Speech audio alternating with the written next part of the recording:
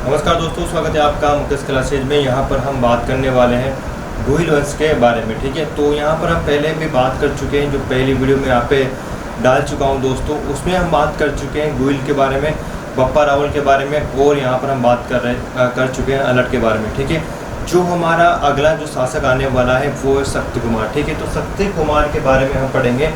यहाँ से भी कई बार एग्जाम में क्वेश्चन आ जाते हैं, तो ये भी हमारे लिए काफ़ी इम्पोर्टेंट शासक रहता है। तो दोस्तों मैं आपको बता दूं कि शक्ति कुमार के समय हुआ क्या है, जो इम्पोर्टेंट बातें हैं वो मैं आपको यहाँ पे बताने वाला हूँ। ठीक है, तो शक्ति कुमार के समय क्या क्या घटना इतिहास में घटी हुई है। तो दोस्तों यहाँ पे देखो, शक्ति कुमार के समय ही मेवाड़ में परमार वंश का अधिकार हो जाता है। ठीक है, तो एक राजा आता है मुंज, वो जो राजा है मुंज, ये यहाँ पर अधिकार कर लेता है चित्तौड़गढ़ में। ठीक है, तो मैं आपको यहाँ पे लिख देता हूँ कि मेवाड़ में, ठीक है, शक्ति कुमार के समय मेवाड़ में मालवा के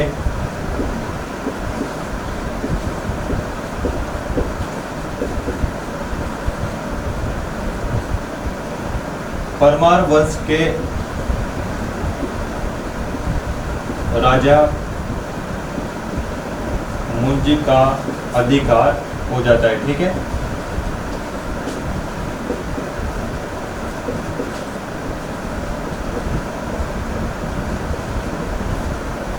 तो ये है सबसे पहले बात यहाँ पर कि शक्ति कुमार जो हमारा शासक है दोस्तों, इसके शासन काल में मेवाड़ पर मालवा के परमार वंश के जो राजा हैं मुंज, इनका यहाँ पर अधिकार हो जाता है। ठीक है, तो परमार वंश का है दोस्तों, परमार वंश का ही एक प्रतापी शासक आता है, उसका जो नाम है दोस्तों, उसका नाम है भोज परमार। ठीक है, तो ये जो भोज परमार है, ये जो भोज परमार है दोस्तों, ये चित्तौड़गढ़ में एक मंदिर का निर्माण करवाएगा, जो कि काफ़ी प्रसिद्ध मंदिर है। तो देखो भोज जो है, ठीक है, तो भोज परमार है, ये चित्तौड़गढ़ में कहाँ पर करवाएगा निर्माण? चित्तौड़गढ़ में। ठीक है, तो चित्तौड़गढ़ में एक मंदिर का निर्माण करवाता है, और उस मंदिर का नाम क्या है? समदीश्वर मंदिर। ठीक है,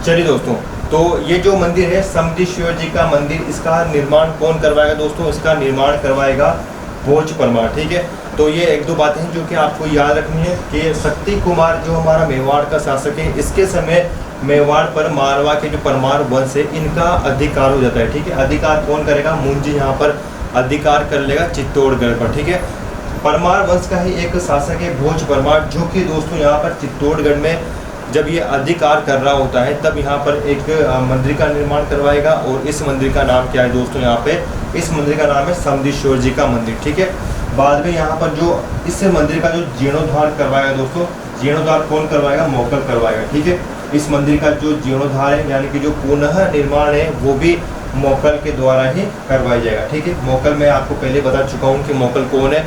मोकल राणा लाखा का पुत्र था। ठीक है, तो इस मंदिर का जो जीर्णोद्धार करवाएगा मोकल, तब से ही इस मंदिर को क्या कहा जाता है दोस्तों? इस मंदिर को मोकल जी का मंदिर भी कहा जाने लग जाता है। ठीक है, तो एक और बात यहाँ पे आपके सामने निकल कर आती है कि इस मंदिर का निर्माण है वो कौन करवाएगा? भोज परमार करवाएगा। ठीक है, लेकिन इस मंदिर का जो जीर्णोद्धार है, यानी कि जो दोबारा निर्माण करवाएगा, तो कौन कराएगा दोस्तों? ये करवाएगा मोकल। तभी से इस मंदिर को क्या कहा जाता है? मोकल जी का मंदिर भी कहा जाता है। ठीक है, उसके बाद एक और यहाँ पर बात दोस्तों निकल के आती है कि जो भोज है, ये नागदा में भोजसर तालाब का निर्माण करवाएगा। ठीक है, तो एक और जो बात है कि भोजसर तालाब, ठीक है,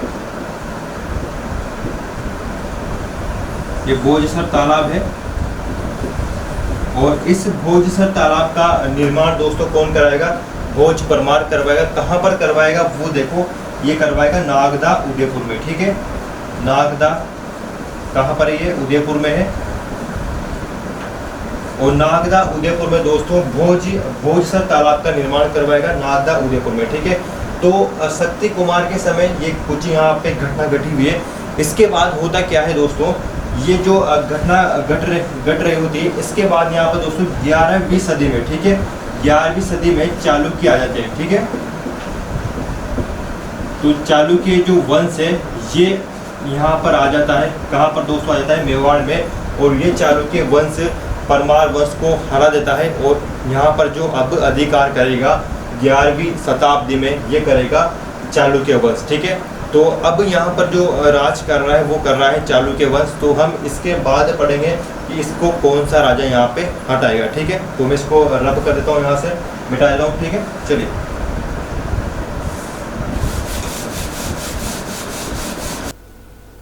चलिए दोस्तों, तो हम यहाँ पे बात कर रहे थे यानी कि अगले शासक के बारे में। जो हमारा अगला शासक है दोस्तों ये हो जाएगा रण सिंह, या इसको कर्ण सिंह भी कहा जाता है, ठीक है। इसका शासनकाल है दोस्तों 1158 ईस्वी इसका शासनकाल है। इसके समय क्या क्या घटना यहाँ पर घटी है वो हम यहाँ पे देखने वाले हैं। तो देखो दोस्तों, ये जो रण सिंह है ये कर्ण सिंह है। मैं आपको बता दूं कि इसके 2 पुत्र यहाँ पे थे, ठीक है। एक पुत्र का दोस्तों जो नाम था, इसका नाम है सेम सिंह, ठीक है। और जो दूसरे पुत्र था दोस्तों इसका नाम है राहब, ठीक है। तो इसके रण सिंह के कर्ण सिंह के यहाँ पे 2 पुत्र हो जाएंगे। और जो 2 पुत्र हैं, एक का नाम था दोस्तों यहाँ पे सेम सिंह और जो दूसरे पुत्र का यहाँ पे नाम था वो था राहब, ठीक है। सेम सिंह जो दोस्तों है ये रावत शाखा का है, ठीक है। रावत शाखा में ये रहेगा। और जो ये राहब है दोस्तों ये अलग जगह पर चल जाएगा और एक नई शाखा का ये निर्माण करेगा, ठीक है। तो दोस्तों ये सिसोदा ग्राम में ये चल जाएगा और यहाँ पर एक अलग शाखा का निर्माण करेगा। और वो शाखा दोस्तों कौन सी है, राणा शाखा है, ठीक है। तो राणा शाखा का ये निर्माण करेगा, कौन करेगा दोस्तों, राहब करेगा, ठीक है। उसके बाद जो सेम सिंह है ये रावत शाखा का निर्माण करेगा, ठीक है। तो दोस्तों मैं आपको बता दूं कि सेम सिंह के भी यहाँ पे 2 पुत्र होंगे, 2 पुत्र इसके होते हैं, ठीक है। एक पुत्र का दोस्तों यहाँ पे जो नाम है वो है सामंत सिंह।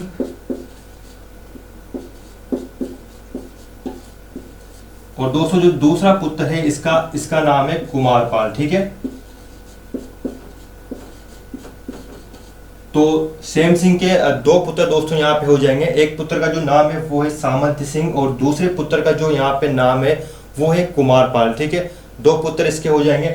मैं आपको बता दूं दोस्तों जो सामंत सिंह जब मेवाड़ पर ये अधिकार कर रहा होता है, तो इसकी डेट आप यहाँ पे देख लीजिए 1177 ईस्वी पे ये अधिकार कर रहा होता है दोस्तों मेवाड़ पर, ठीक है। जब ये सामंत सिंह जब गद्दी पर बैठता ही है तब एक शासक आता है कीर्तिपाल, ठीक है। आपने इसका नाम दोस्तों यहाँ पे जरूर सुना होगा, कीर्तिपाल एक शासक आता है। और ये कुछ क्षेत्र यहाँ पे यानी कि जो मेवाड़ है उसका आधा क्षेत्र ये ले लेता है, ठीक है। यानी कि जो मेवाड़ को ये जीत लेता है। किसके समय दोस्तों, सामंत सिंह के समय। जो सामंत सिंह है इसके समय ये कीर्तिपाल मेवाड़ को जीत लेता है, ठीक है। तो दोस्तों ये जो सामंत सिंह है ये चल जाता है यहाँ से, मेवाड़ से ये चल जाएगा। और दोस्तों ये कहाँ पर जाएगा, ये जाएगा वागड़ क्षेत्र में, ठीक है। वागड़ क्षेत्र आपको पता ही है कि वागड़ क्षेत्र कौन सा है। चलिए, तो सामंत सिंह जो है ये वागड़ क्षेत्र में चल जाएगा। आपको पता है कि वर्तमान में जो वागड़ क्षेत्र है ये कौन से है, बांसवाड़ा और डूंगरपुर का जो ये 2 जिले हैं ये वागड़ क्षेत्र में आते हैं, ठीक है। तो वागड़ क्षेत्र में ये सामंत सिंह चला जाएगा, ठीक है। और अब मेवाड़ पर जो अधिकार हो रहा है इसके समय दोस्तों किसका हो रहा है, कीर्तिपाल का हो रहा है, ठीक है। कीर्तिपाल नाडोल और जोधपुर का कुछ क्षेत्र भी ये ले लेगा, ठीक है। नाडोल, जोधपुर और जो मेवाड़ का यहाँ पे जो कुछ क्षेत्र है दोस्तों ये भी यहाँ पर ये ले लेगा। और जो सामंत सिंह है वो दोस्तों वागड़ क्षेत्र पे चल जाएगा। लेकिन दोस्तों अभी यहाँ पर जो छोटा भाई है ये इसका हार का बदला लेना चाहता है। और दोस्तों जो कुमारपाल है ये अटैक करेगा किस पे, कीर्तिपाल पर, और मेवाड़ है उसको जीत लेगा, ठीक है।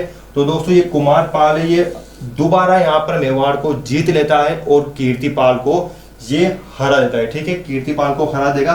उसके बाद दोस्तों जो कीर्तिपाल है इसके पास ओनली नाडोल बचा हुआ है और जोधपुर का कुछ क्षेत्र यहाँ पर इसके पास बचा हुआ है, ठीक है।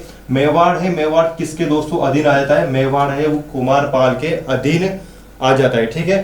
तो दोस्तों ये जो है आपको मैं बता दूं कि सामंत सिंह जो है वो वागड़ क्षेत्र में चल जाता है और वागड़ क्षेत्र में ही इसका कार्यकाल ये संभालेगा। ठीक है, अब जो है वो कुमारपाल, जो मेवाड़ पर इसका अधिकार हो चुका है कुमारपाल का, और अब जो कुमारपाल है वो मेवाड़ पर अधिकार करेगा। ठीक है, तो मेवाड़ पे अधिकार कर रहा है कुमारपाल, और कुमारपाल के बाद में एक शासक आता है कुमारपाल के वंश से ही। ठीक है, कुमारपाल के वंश से ही एक शासक आता है, और उस शासक का जो नाम है दोस्तों ये है जेत्र सिंह। ठीक है, तो ये भी काफी इंपॉर्टेंट शासक है जेत्र सिंह, और हम इसी के बारे में पढ़ेंगे।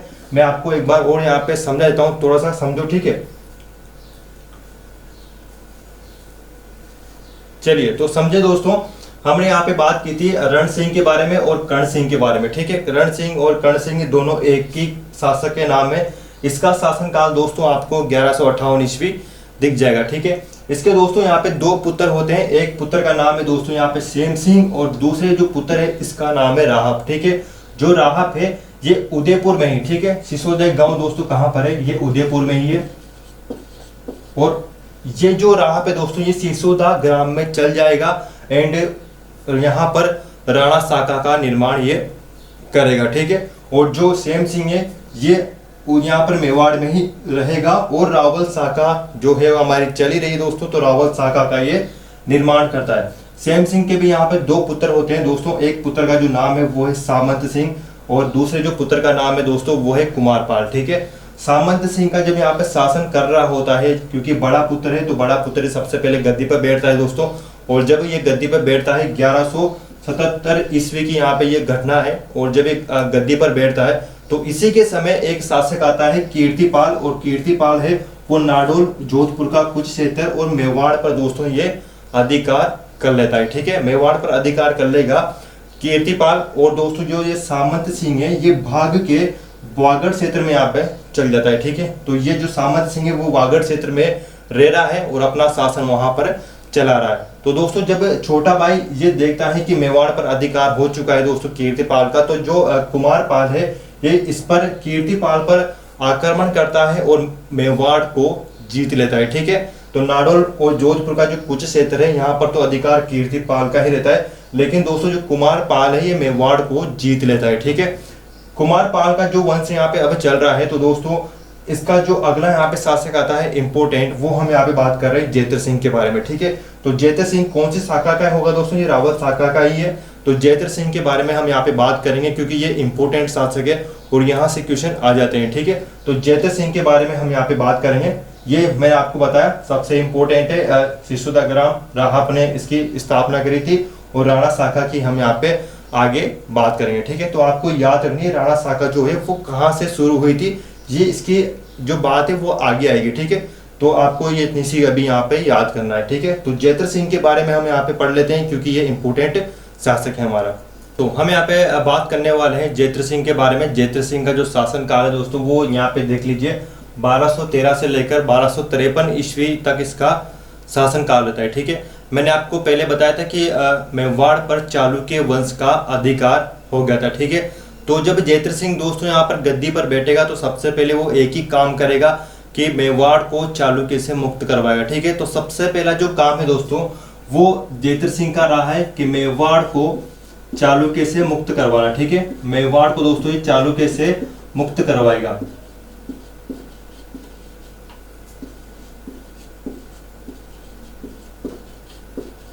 ठीक है, तो जेत्र सिंह ने जो जब गद्दी पर दोस्तों ये बैठा तो सबसे पहले जो इसने कार्य किया था वो यही कार्य किया था कि मेवाड़ को चालुक्य वंश से इसने मुक्त करवाया था। ठीक है, इंपॉर्टेंट लाइन है, कई बार एग्जाम में पूछ लिया जाता है। उसके बाद गाइस मैं आपकी बात करूंगा, जब यहाँ पे जो जेत्र सिंह है, जब ये जेत्र सिंह मेवाड़ पर शासन कर रहा था तब दिल्ली पर जो शासक कर रहा था, ठीक है, दिल्ली पर जो शासक कर रहा था दोस्तों वो था इल्तुतमिश। ठीक है, तो दिल्ली पर जो शासक कर रहा था दोस्तों वो कौन था, इल्तुतमिश था।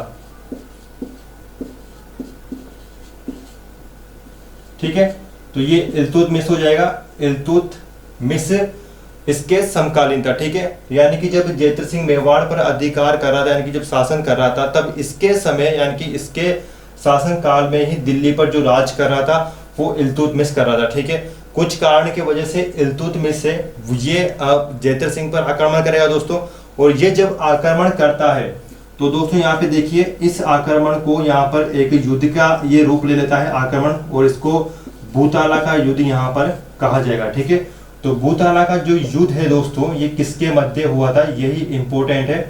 ठीक है, आपसे एग्जाम में यही पूछा जाएगा कि जो भूताला का युद्ध है दोस्तों ये किसके मध्य यहाँ पर हुआ था। तो मैंने आपको बताया कि जेतर सिंह, एक तो जेतर सिंह के मध्य हो जाएगा और दोस्तों कौन है, इल्तुतमिश। ठीक है,